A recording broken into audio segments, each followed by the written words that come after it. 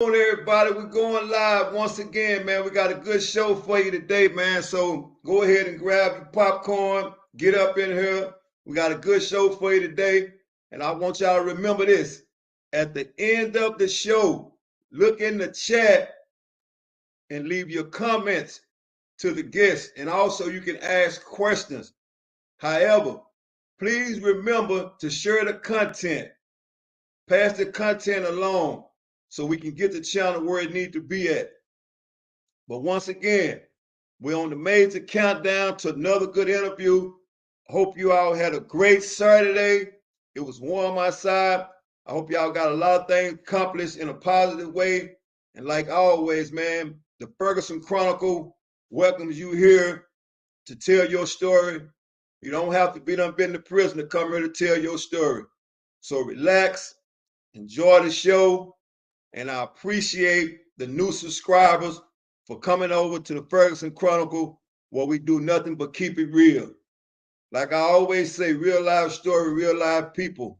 So sit back, enjoy the show, and remember to put your comments in the chat. And at the end of the show, you can ask the guests questions.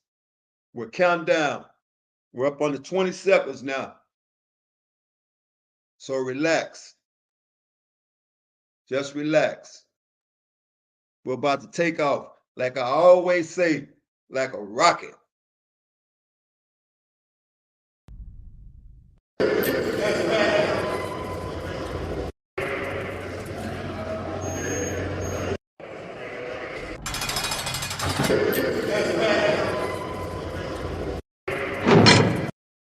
What's good, YouTube? Once again, it's the one and only OG Hollywood coming back at you with another live video.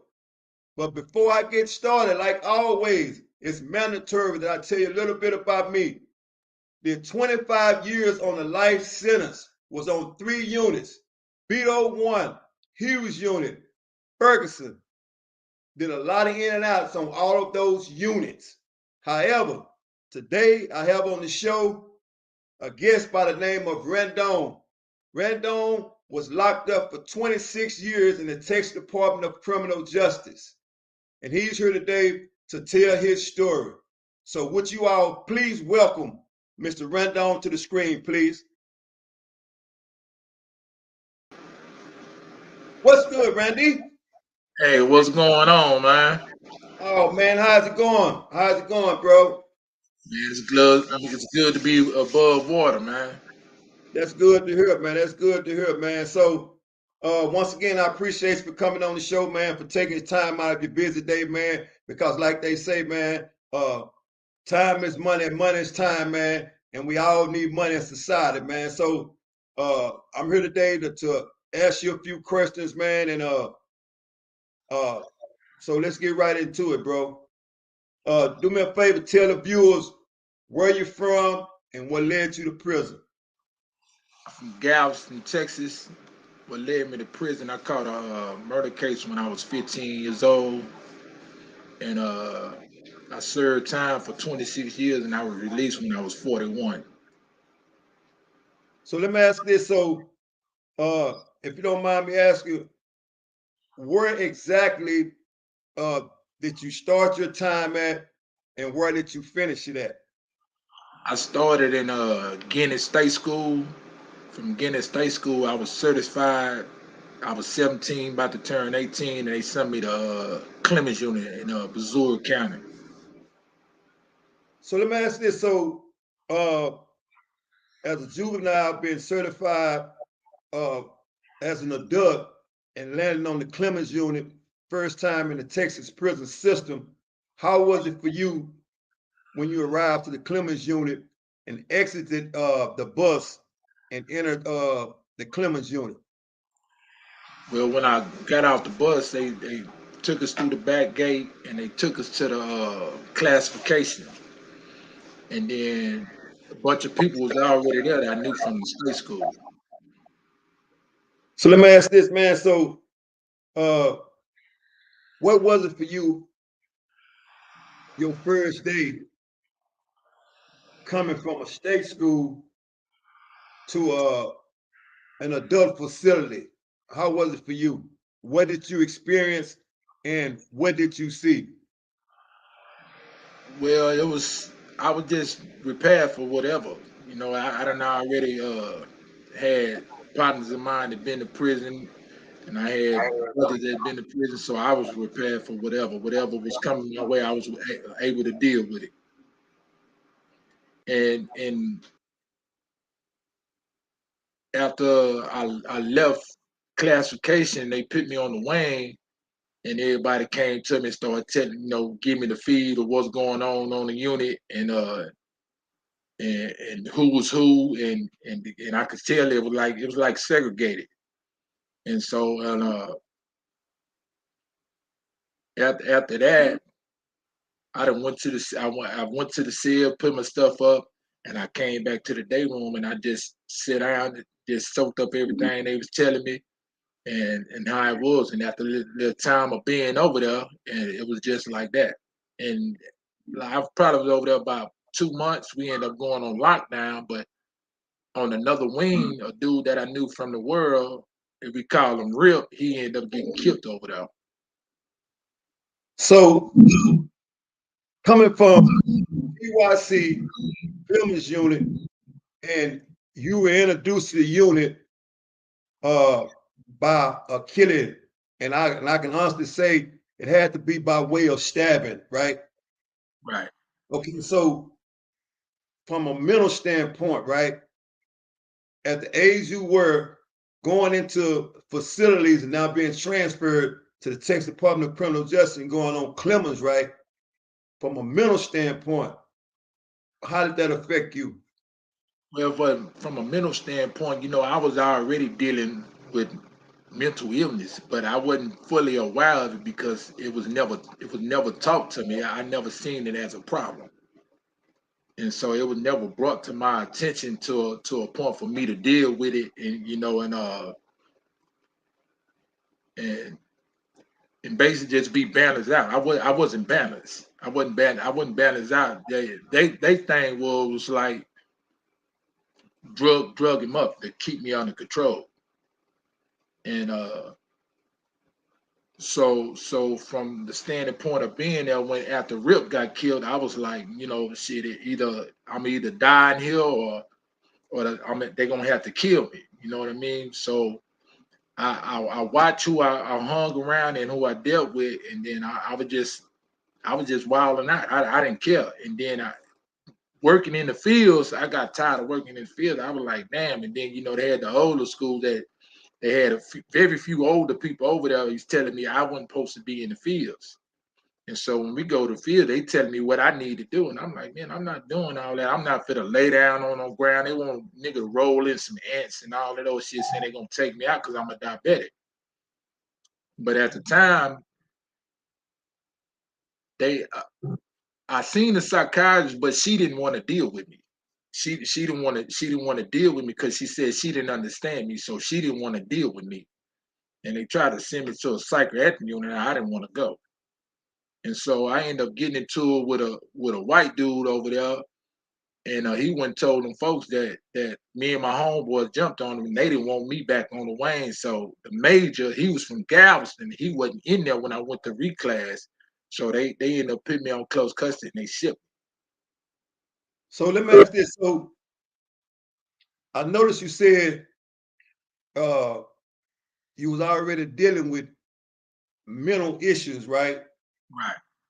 When you arrived at the Texas Department of Criminal Justice. So were you issued any kind of medication to help you cope with that?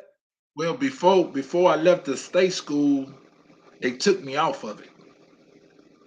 They took me out because I'm a juvenile, so they can't force. They took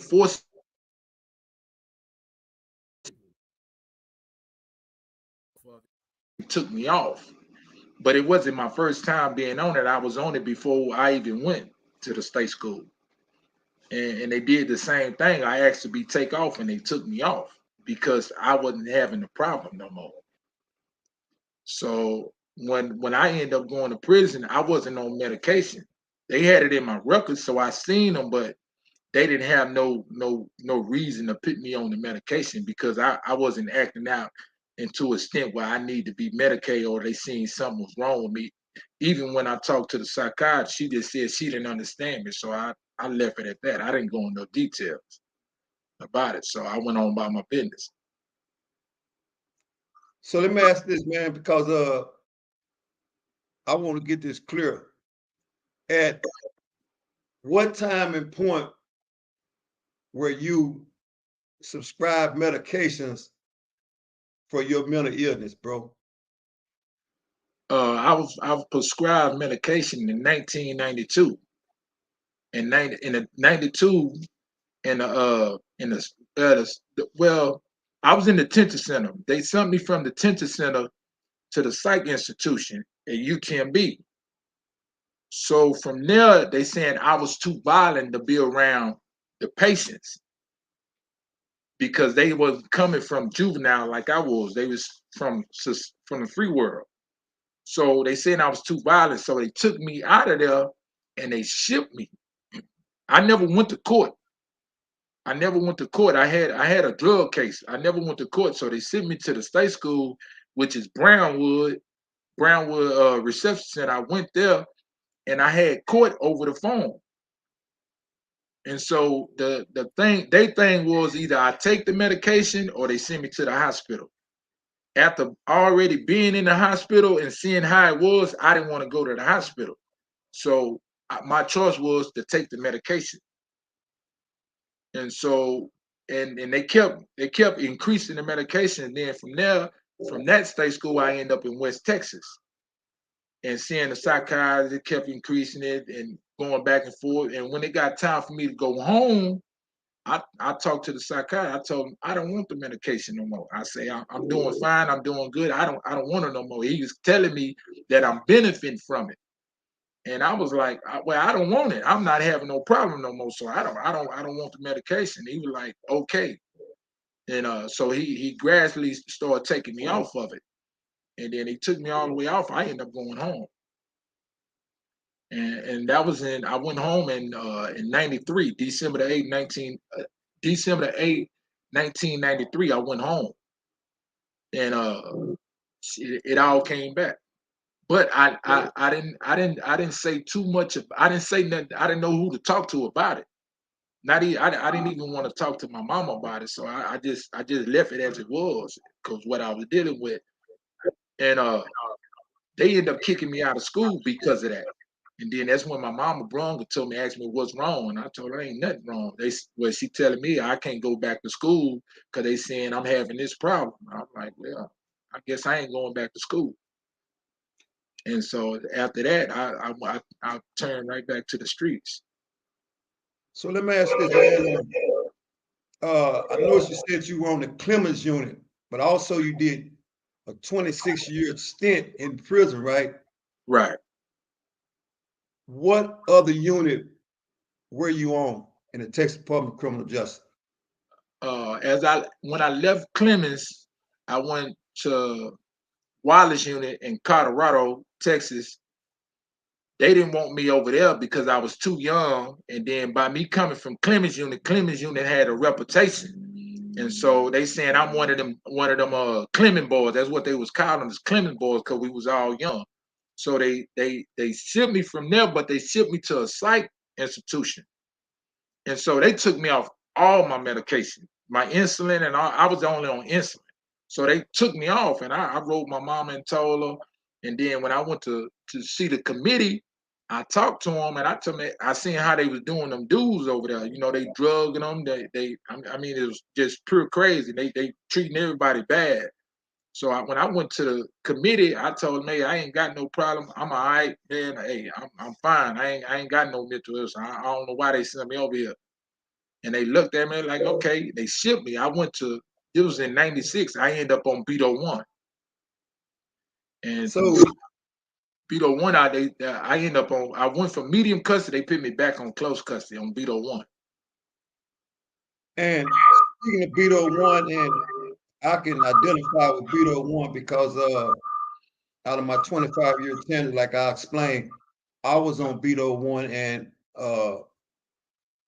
I know firsthand experience how the violence was on Beto 1. So let me ask you this. So once you were shipped to Beto 1, right? Right. Uh, how was you treated on Beto 1 from a mental standpoint uh, concerning your illness? How was you treated over there? I was I had quit taking my insulin. I quit taking my after they put me back on it, after they finally put me back on it, I quit taking my insulin, but I was always getting into it with the TDC officers, fighting the TDC officers, and then I was getting into it with fighting inmates and stuff like that on close custody because close custody was a little bit, it wasn't like it is now. So they sent the psych to me. He come talk to me, and when he go to asking me a question like, "Would you kill your mama?" and all, I'm like, man, I tell him, man, get the fuck on. Why you asking me some shit like that? Would you kill your mama? And so we go back and forth, and he do a little report, and then he leave. He leave. They left it at that. They left it at that. And I just gave him hell. Every day I just gave him hell. Then I get tired of being on close custody. I make them lock me up because they didn't have. I got tired of seeing the dudes. They always working on. I'm like, man, fuck it, I'm going to lock up with a women at because they got women that work back to on close custody. Back then they didn't have no women working on close custody. But I was always going to the infirmary because I'm a diabetic, so they got to escort me. And so the women there, they didn't treat me bad, but they used to stay on me about my diabetes. And every now and then they tell me I need to talk to the psych and all that. I'm like, man, I ain't talking to them people. I don't want to talk to them. And and then I end up going to Seg on Beto. I end up going to Seg for assault on the officer. I took two soda waters, and they had the canned goods, two canned goods at a TDC officer on the door because she wouldn't get me out to go so I could go get my insulin. She wouldn't get nobody to come get me. So I did that, and they sent somebody to come get me. And she only wrote me up because what I told her after I chunked the soda waters and the canned goods at her. She told me to chunk some more, and I told her, bitch, that's all you work. And so she said she gonna write me up, and then I end up in SED. So let me ask this. So what was it like on a day-to-day basis dealing with the inmates on Oh, Beto 1? well, it was a bunch of violence on close custody. So you had on Beto, you had the Houston circles, you had the Bloods, but the Bloods they didn't put them on that wing. They didn't put them on that wing. They end up going to a T wing because that was most where the Bloods was, and it was very few of them on there. And on the ones he was out of Austin, we call him Skinny. He was he ended up going up the hall. I respect him because he wouldn't like the rest of them. The rest of them like, man, I'm not staying over here with these crip niggas. I'm getting out from over here. But he stayed over there, man, out of all of them. And so I told him straight up, man, I respect that, man. You the only nigga that came over here and ain't trying to hit that by being ran off. And so we was always getting to it, had Crip and Blood rise, backdoor mean like we go to wreck, and then like one dude to fight the dude, and then I fight him, then another dude fight him. We doing that shit out there, and it was just back and forth. And and we just basically fighting over bullshit, man, nothing, you know what I mean? But I didn't care because I was still young in the system, and then they had dudes that's older there. They like, hey, youngster, watch out, this was going on. I'm like, yeah, all right, whatever, man. It's whatever happens gonna happen. I'm ready for it. So let me But ask this, man. So during your time in SEG, right? And you said you was in SEG for 6 years, right? yeah, that was the second time I went. The Okay, the first, second time. yeah, the first time I only did 9 months. And they let me out. Well, that's, man, it was like that 9 months was like hell. it was like hell, and man, I mean, shit, man, I didn't know what was going on. I thought I was gonna die in the cell because the heat back in and it was in '98. The heat rose, and people was dying all in the penitentiary, all in the free world from heat strokes because it was so hot. And man, the fans that they were selling on commissary, they wasn't doing no justice. And so when they come get me out the cell and go to the infirmary, I was like, damn, it was a relief because they got air in there, but it was like hell. And then they finally they let me out, but they let me out by transit and shot me to Telford. I ended up on Telford in New Boston, in Texarkana. And shit, I mean, it wasn't, it was another rough unit. And that's what I participated in. So let me ask this, man. Uh, let's talk about the year you was released from prison as a whole. All right. What year were you released, and how did it feel after they told you you were gonna finally be released? Well, when they I didn't know. I didn't know I was being released. My little brother came to see me, and he asked me, he say, what is the FI1? And I told him, I say, it mean you finna go home in about 30 or 60 days. And he was like, well, get ready, pack your shit, man. You finna come home, you got a FI1. And I didn't believe it. I was like, nah, they ain't giving me no parole, man. I'm straight fucked up. Even though I had got to a point the just leave all the bullshit, or either I was gonna end up catching some more time on there, or either doing the whole 30 years. So that was after I had, because I did the time in Seg. I did 6 years in segregation. I was like, man, fuck it, I'm finna get out back here. They could have it, man. I'm through because I was losing people. I was losing people back to back, and and I've been gone for so long, and I was like, damn, man, I got to get out of here, man. And in my mind, I knew that I was going to be behind. So I didn't want to wait till I was 46 and start trying to learn what I'm learning now. And so when they told me they was releasing me, I was like, damn, yeah, oh, shit, I'm finally going home, man. Damn.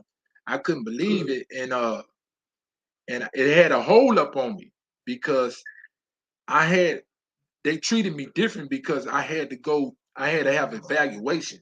They did evaluation on me before they released me.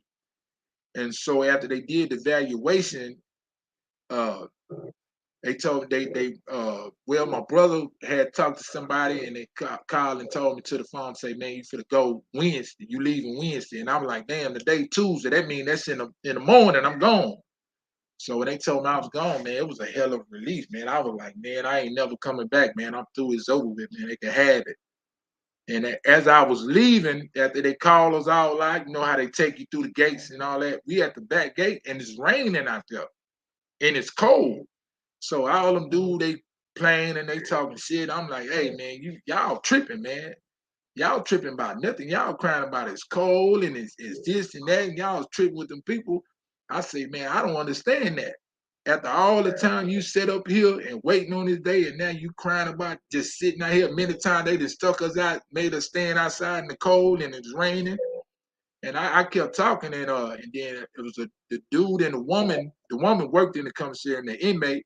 He said, "Man, that man right there gonna make it. He gonna make it, man." And then soon they got through crying, doing all that cursing. They opened the door, and I was like, "Damn!" And they took us through the little maze, set us in the thing, and I was like, "Damn, man!" I was trying to figure out. It was a relief, and I was trying to figure out, like, "Damn, what I'm gonna do, man?" I still ain't cause the realization that I feel to be set free. So I feel to walk outside these gates that I done heard so many people talk about. And when they finally walked out, I didn't know how to walk in the street because in there they got the yellow line. And they tell you don't cross the yellow line. You stay on this yellow line and you stay on this side. And so when I walked down the street, I didn't know how to walk, man. I didn't know how to act, and it was like a relief. I was able to breathe, like I was able to breathe again. and I was free, and I was just looking around and trying to figure out how I'm supposed to walk and making sure I don't walk the wrong way. And because I'm thinking like if I walk over here, they're gonna write me up and lock me up. And you know how they do it in there. They go to holler, screaming, go to saying you assault them and picture and lock up, and then you got to go through the whole process again, and they still find you guilty, and you got to start all over. So I So didn't know how to walk. let me ask you this, Brandon. What was it like your first day back in society and being a free man? What was it like? I was still shocked, man. I didn't know, man. I didn't know. I used to. What I used to do. I go in my room. I close the door. I close the door and I lock the door. And I wouldn't come out the room. I just sit up in there, and then I felt good about it because I was able to watch what I wanted to watch on TV. And I still kept the same schedule as a shower like I did up in there. They call out early in the morning, and I was like, damn, I could control the water because sometimes up in there when they don't want nobody to shower in the summertime, they make in the wintertime they make the water cold, so nobody won't shower. So I'm like, damn, I used to play with the water, push buttons. Then I had my phone. I get the phone, I play with the phone. I'm like, damn, it was amazing to me because it was different for me seeing it to actually having the phone in my hand or actually having control of what I was able to do. It felt different. I used to like go in the kitchen, the ice bar. I used to just sit in the ice bar like, oh man, look at all this commissary. I'm thinking, like, then when I went to Walmart, I was like, oh man, this is a big old commissary. I was lost. I didn't know what to get. I didn't know what to get, and it was amazing, man. And then I was given the opportunity, man, but even though I was given that opportunity, but what helped me uh when I started to realize it later on was the monitor. The monitor helped me. They gave me they put me on an ankle monitor after doing all the time, and I was like, damn man, they didn't put me on the ankle monitor. I can't go nowhere. And I went to think, I'm like, damn man, this I used to say it was some bullshit. And then as time go on, I was like, okay, the monitor helped me because it's like putting a dog in a cage. You just open it, let him out, he just run free. And when you tell him to come, he ain't coming because he's so happy to be out. And so I knew if I wouldn't have been on the monitor, I wouldn't be in the position I'm in now. Yeah, So let me I ask would this, be. Brandon. So what is your biggest transition right now? Uh, my Let me biggest. rephrase that. What is your hardest transition? What is your hardest transition now that you've been placed back into society after 26 years? What is your hardest transition? And give me and the viewers some of your struggles that you struggle with today. I'm not able to talk about like places. Like somebody will be talking to me about some places, and I don't know what the hell they talking about. And it likely be down the street, round the corner. And I be thinking like, damn, I don't know what it's at. And I be trying to conversate with them like I know and I don't. And so that's one of the things in that I'm having because I don't want nobody to feel no sympathy for me for doing time like that in prison, even though I was treated the way I was treated, even through mental illness, because I overcame that. I don't want the sympathy because it's not good for me. And when people start hearing how long I've been locked up and they talking about they feel sorry for me, I'm like, God damn, why you I don't get it. You know what I mean? And but it's just getting involved with people. That's part of the transition because I'm only allowed to go to certain areas, and then I'm only allowed to go on certain days.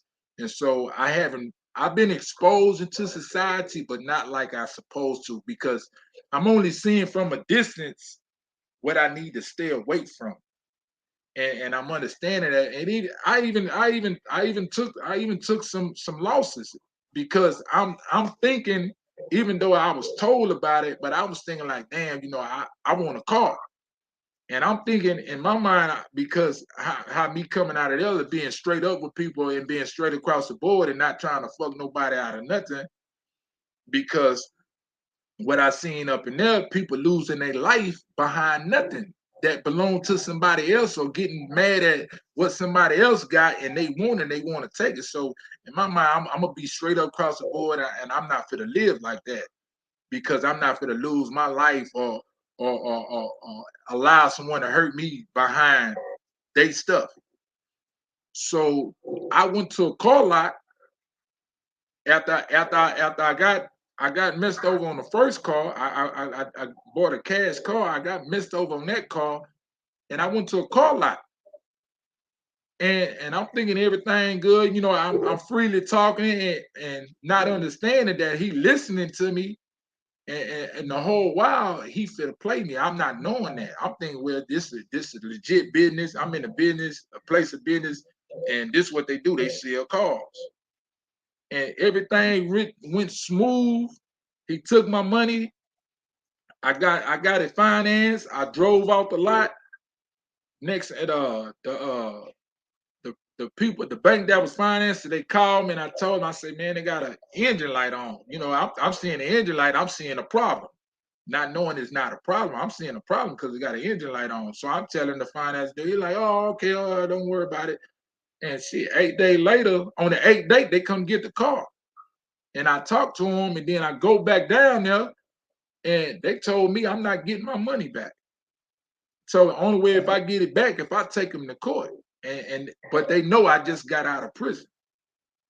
I ain't been out that long. And so they took my money, and I was like, damn, fucking, I ain't tripping. You know, I counted it as a loss. I said, because I was looking at it like I put myself in that position. Okay, it's a loss. And then my homeboy told me, say, man, this is the free world. You can't do that out here. This is not no prison. He said, this is the free world, man. You got laws and things and that you got to apply by. And what he did was wrong. And so they went to tell me about small claims. And then when I go through the process of that, I went to realizing that for them to fall through with it, I need this other dude where he stayed, because they can't serve him. And so I'm still at 0.0 with that. So I just left it alone. So let me ask you this, man. So, like I said, after 26 years, you're finally free, right? Right. And you went in as a child, right? Right. What do you find different about people in society today versus when you went to prison? And that's Oh, where they you don't. They and that's they where don't. and that's where They you don't care. grew up at. They don't care about going to jail. They don't care about going to jail. They act like it don't exist. And man, look here, they just don't care. They don't care. Then they don't care about your mama, your grandma, your cousin, and your kids. They don't care about none of that. They just not, they don't. You could tell them about it. They don't care. And then they in the shooting in the crowds. They don't care who they hit and what. They don't care about nothing. They don't care at all. It's So different. It's totally different. Even the women is different. All of it is different. I'm like, God damn, I be scratching my head. I'm like, damn, I be trying. I say, well, I'd rather deal with this than deal with that up and up. But I always knew that it was crazy out here, because the dudes that's coming in there and the way they acting, man, I'm talking about, they smoking in front of the laws, and they smoking K2. They falling out, and they talking about, I ain't fall out right. I'm like, damn, what you mean you ain't fall? And they coming from here. And so I always knew that it was crazy out here, but I didn't know the women was right along with it. let me ask this, man. So give me one thing from a positive standpoint after doing 26 years that you brought back with you that's going to help you succeed and stay free in society and not return back to the Texas Department of Criminal Justice? Well, I recognize what brought me to a point before I got out. I recognized my mental illness. and I learned how to deal with it in a way where it don't cause me to crash, and I learned how to keep my anger under control, and I balance it out to a point is uh where I knew that it would help me, because the mental thing it's being spoke about everywhere now. Back then they didn't say, oh, he crazy. And that was it. They don't say why he was crazy or try to figure out what's going on with her, what's going on with him. They just say, oh, he crazy. She crazy. And that was it. But now they starting to talk more about it, man, and uh and they making it aware to people that, you need to be aware of this, because I heard that, how dude he have a situation and he think about killing himself, you know what I mean? And they not letting it go unlooked. There's some things that people do that it go unlooked until something actually happened. Then they bring it up, mental illness, and then especially with the pandemic. I've been so used to being locked in a cell, being on close custody, and getting out the day room and then going sitting in the cell. And, when they did the pandemic thing, saying nobody can go nowhere, I'm like, oh, okay, well, shit, I didn't did that 26 years, so that's not a problem. And then people that been out here, they can't capture that. It's like in Seg back there, people stay back there so long, they go crazy. They go to screaming, hollering, yelling, and do and do all type of stuff is unnormal.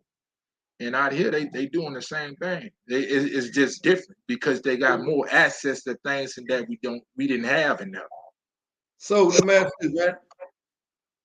So, and I have to ask this, man, because you said you at times you often lock yourself in a room as if you were still in prison, right? Right. Uh, because I don't want the viewers to get uh, not understanding where you're coming from when you say that. So don't take offense to this when I ask you this. I mean, and there's nothing wrong with it because it takes all of us a certain time to readjust to society after 26 years. Even me myself had to adjust after 25 years, Right. right?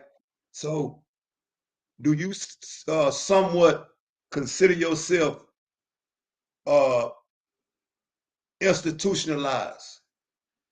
Yeah, some of the things I don't notice it, but it's like people I'm around, they might notice it. It might be different, but I've been out for 2 years now, so I don't lock myself in the room no more. I got past that.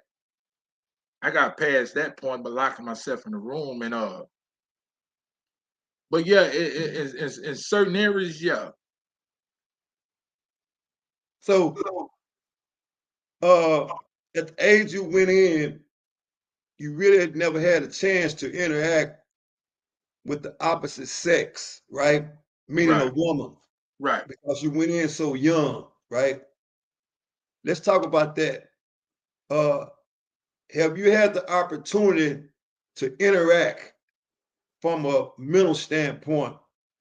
Have you had a chance to interact with a woman? And if so, explain to us, to me and the viewers, uh, how you go by doing that.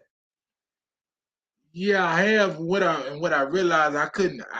I don't know how to deal with them extra emotions, and they be pouring some money. I'm like, man, because I never dealt with it like that. I'm like, man, look, I can't deal with all that. That's too much emotions for me. And they be like basically what they need and what they want. I'm like, I've been gone 26 years. Now I be going scratching my head. And I'll be like, so I get to a point. I just up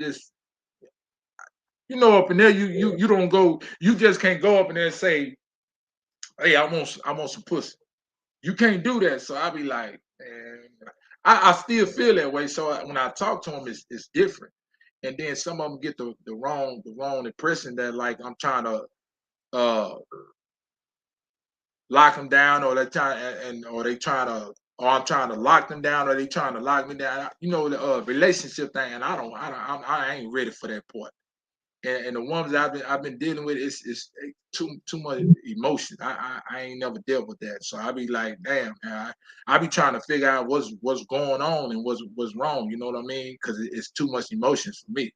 Because I deal with my own, and the way I dealt with mine to balance myself out, I try to talk about that, and it's like I'm different. I'm like, oh shit, okay, well, I'm different. I'm you go that way, and I'm going that way. You know what I mean? Yeah, but. So, uh, are you still dealing with uh the mental illness? And if so, are you taking anything for it? No, I'm not. Well, some of the things I talk about, some people will get it, some people don't get it. And some people they be like, yeah, all right. And some people I just don't talk about it with it at all because of what I went through in there. But it was just a point in time, which is 2008. That's when I went to realizing that ain't none of this shit normal. And I knew it was gonna get worse and worse, and it's gonna continue to get worse. And when everybody started calling on for that help, it's you're not gonna get it because if that was the case, we would have got it way before now. I mean, we didn't get it then, we not getting it now. What I mean by that, I mean the age group wise. Like I fit to be 44. So you got to think that somebody probably is 20, 30 years older than me. They didn't get it then, we not going to get it now. And then you got the generation now. And as the world turns, you can see as things continue to escalate. Back then they had the breakout with the virus, and then they got it under control. And so what to the people, things became back normal. And here we go again with the same thing. Breaking out the virus. Now they talking about it that it's coming back to normal or whatnot. And then now they got a war going on, and then it ain't gonna get no better. And until we all realize what is to come. So, And everybody got their different points of views of what's to come. I like to address the chat section, man, and take any questions that anybody has to ask Mr. Randy at this time. If anybody has anything to say or ask any questions. So I have a question for you, man, from Spoon Clemmer. Shout out, Mr. Spoon Clemmer.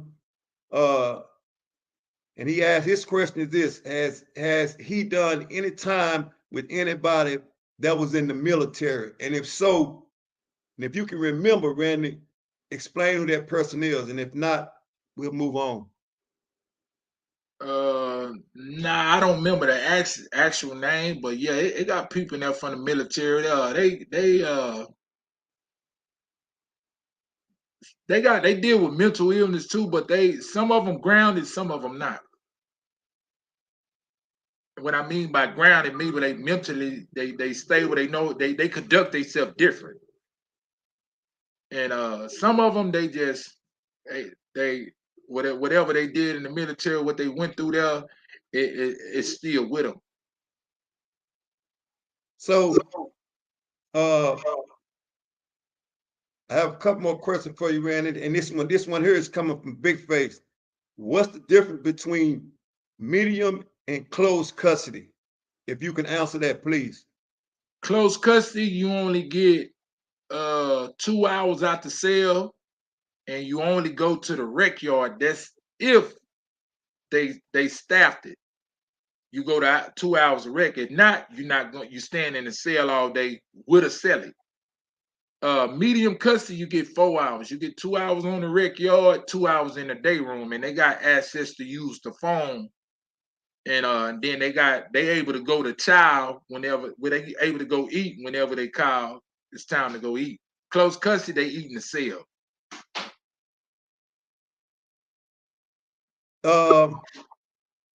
This question here is coming from Marcel. And his question to you is this: does he plan on having any kids? Man, kids are bad, man. I got a bunch of nieces and nephews, man. Yeah, I'm not ready. I'm not ready for that point yet, but maybe one day, yeah. Is there any more questions in the chat for Mr. Randy?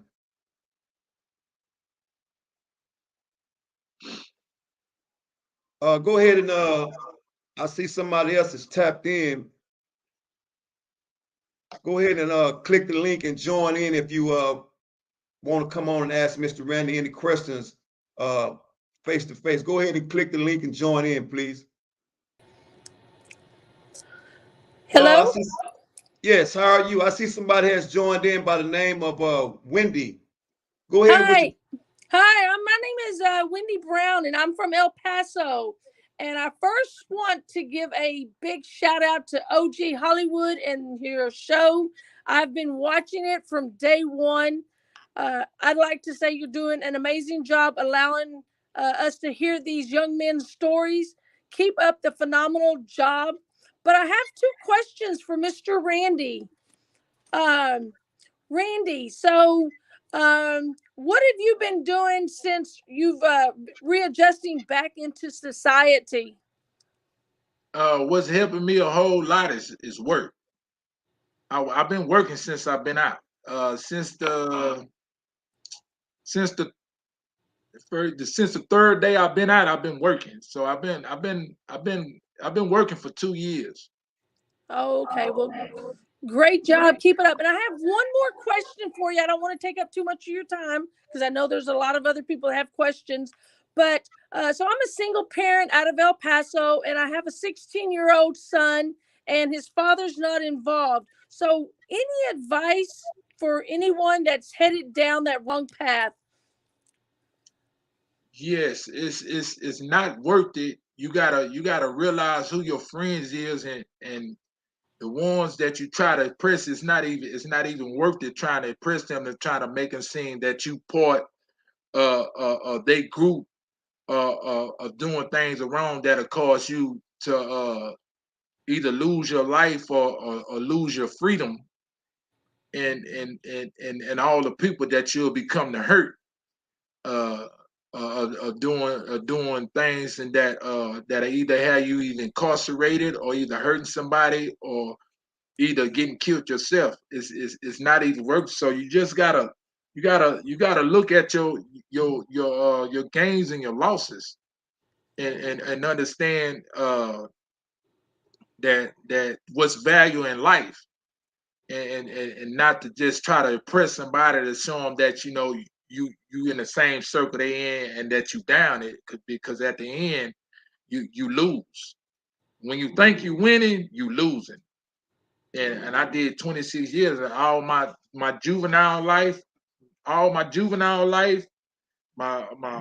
young 20s, my 30s, I did it all locked up, and it wasn't even worth it. And the people that I didn't cause pain to, and even from my victim families, and from my family itself, and then not able to see my sisters and my brothers and them, just watch it all go down, and the things and that the pain that I left behind, not only from my family but the family that I hurt it. Okay, well, thank you very much, Randy. I appreciate that. And I'd like to thank you for your question, Miss Wendy Brown, and you can come on at any time. So let's move on to the next caller, please. And who is this we have coming on? We Hey got man, this Chris, man. What's up, OG Hollywood? I want to say salute to you and your channel, man. I see you going up, and it's only up from here, man. But I got a question for you, Rando. What would you say to a younger person um on the path that maybe you were on at the age that you went to jail? What's your advice? I would tell them to stop and think and take control of the situation, because once you no longer had a control over the situation, it's in somebody else's hands. And when it's in somebody else's hands, making dictating your life, it's no telling what the outcome gonna be. And all the things and that you love to have, and the things and that you love to do, all that is taken from you because of your actions. The things and that you thought was right, and things and that you said that you felt that you needed to do, and it all that comes to zero. Right. And you just at square one, and once you end up going into the system, it's easy to get in the system, but it's hard to get out. And some people believe, like, when you go in the system, incarceration, that once they released or whatever, that they hard, they got a reputation, and man, it ain't even worth it, because that's not the mind frame to have. Right. And I got a second question. What was it like to you mentally to get out after doing all that time, and us being out here in the free world in the midst of a pandemic? How did you adjust to that, or ease your way into that, knowing that we were on lockdown as well out here? Oh, I was at first I was kind of sick. I'm like, damn, lockdown. I just got out of lockdown. Goddamn, lockdown again. I say, huh. Then I went to thinking, and now when you sit in this, well, I was in segregation. I used to always think so, and I used to sit there, I'm like, well, this ain't bad after all, because it's better than being in there. Because Right. I know what the seasons like up in there. When it's hot, it's hot. When it's cold. And they don't provide the things to keep you either warm, or they don't provide the things, the when it get hot, to keep you cool. They don't provide them things. They give you access to cold water and a fan, but it's something that you have to adjust to. And out here, when that pandemic hit, I was fresh out. And I was like, shit, I used to go cut on the air. I was like, shit, I got control of the air. Shit, yeah, it's hot outside, but it ain't hot up in here. And I was loving it, man. But it's still a process for me. And what I mean by that, because in there, in prison, I didn't mess with everybody. And so, like, when I was around, I'm like, man, I ain't going back around that nigga no more. That nigga gonna have a nigga with 100 years having stuck in prison. So I was like, I'm not going over there. I'm not dealing with him no more. And as in out here, it's the same way, but I haven't been around it to say I'm not going over here no more. I'm not. All right, I understand him. I talk to him, what's up, tell him to do, and go my way. I respect him, but I haven't got the opportunity to do that because I'm on a monitor, and the monitor. A lot of people say it would hurt them. They don't like it, but hey, I took advantage of it. It helped. Hey, so I want to appreciate you for coming on and asking your questions, Chris. However, I have to move on to the next person in the chat. Once again, I appreciate you for coming on and asking your questions. So I'd like to Anytime. move to the next question. So shouts out to EBT TV, also known as Terry Childs. Said, do Texas have a phone privilege when you're in the hole? In Birmingham, Alabama, we get 15 twice a week. That's the question to you. And I hope That no, you not finna get no phone. You not finna get no phone calls. You not finna do nothing. And basically what you're saying by the whole is like segregation. Uh, in segregation, if you every 90 days they let you make a phone call, but you can't catch no cases, no disciplinary cases, and then they allow you to make a phone call every 90 days. so, and I have one more question. Uh, Mario Whitaker, do you plan on trying to mentor some of these young kids? Well, you know, I got stipulations. I'm not able to branch out at the moment because I got a curfew. Not only do I got a curfew, I got a schedule that I go by, and it's in a time frame. And in my mind, when they giving me that time frame, I don't want to mess the time frame up or be late or getting back where I'm supposed to get, and they end up starting me over. And in my mind, I be having to feel like, you know, down there in prison, they, you know, if they don't like you or you do something wrong, they roll you. You lose everything. And so to me, I be thinking like, well, I'm not gonna go back to prison trying to go over here, anticipate with this, or go over there, anticipate with that. But it will come a time if somebody take me to the area around, I talk to them and let them know it ain't worth it, man. You just gotta you gotta look at it, man. But some people think going to prison to make you tough and bad, man. And shit, man, the baddest dude up in there fall down, man. So once again, real live people, real live story, bringing it to you live from the day room to the living room to the streets. And today, I want to thank Mr. Rondon for coming on here, telling his story and sharing his struggle since he's been back into society. However, before we exit the show, I want to give him an opportunity to give any advice to anybody that he chooses to on how to stay free and not go to prison. And with that being said, I'll let you close this show on any note you choose to close it on, Mr. Rondon. Yeah, I like to say, man, if y'all know anybody with mental illness and you recognize it, man, don't be scared to reach out and try to get them some help. You know, make them aware. The more they're aware of it, the better they be able to deal with it. And to y'all kids out there, man, that's out there, just think you just living the life, man. You just gotta look at the value of it, man. You some people don't care, some people do, man. But you at some point in your life, you gotta care. Don't wait till you get old like I am, and then like have a change of mind and say now I gotta do better, and be so behind on life, period. And man, the way that you treat people, man, you'll get that back, man. You know, treat people how you want to be treated. You don't just treat people that certain ways and thinking you supposed to get respect back, and because it's end up to a problem, man. You know, don't cause yourself a problem and then it lead to something else, and you come a point in your life you like, you know, I shouldn't have never did that. You know, we all have regrets. We all make mistakes.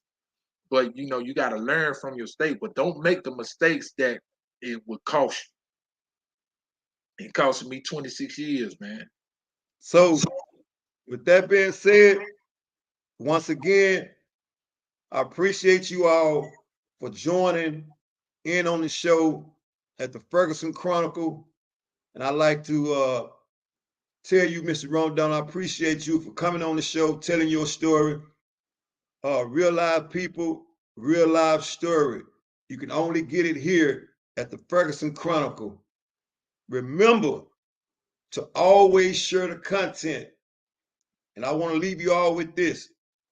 Surround yourself with quality people and recognize your value in life, and you will succeed. So with that being said, OG Hollywood speaks true story. And I salute you, Mr. Rondon, and may you succeed in any endeavor that you may have in your life after you've come off that monitor. And may God bless you, your family, and anything around you. Salute. Salute, bro.